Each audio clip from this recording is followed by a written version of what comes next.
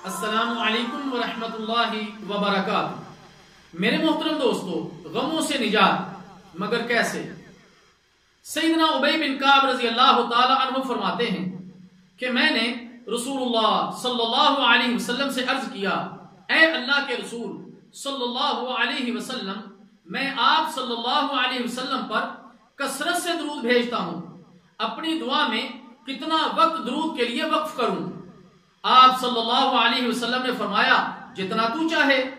میں نے عرض کیا، 1/4 صحیح ہے؟ آپ صلی اللہ علیہ وسلم نے فرمایا، جتنا تو چاہے، لیکن اگر اس سے زیادہ کرے تو تیرے لیے اچھا ہے۔ میں نے عرض کیا، نصف وقت مقرر کر دوں؟ آپ صلی اللہ علیہ وسلم نے فرمایا، جتنا تو چاہے، لیکن اگر اس سے زیادہ کرے تو تیرے لیے اچھا ہے۔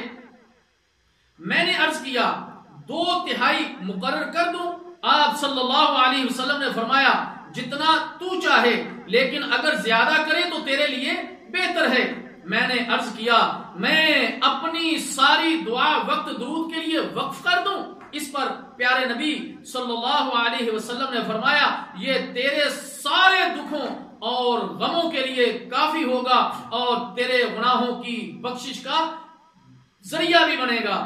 سنن ترمذی۔ اللہ تعالیٰ جل شانہ سے دعا ہے کہ اللہ تعالیٰ ہمیں کثرت کے ساتھ پیارے نبی صلی اللہ علیہ وسلم پر درود پڑھنے کی توفیق عطا فرمائے۔ والسلام علیکم ورحمۃ اللہ وبرکاتہ۔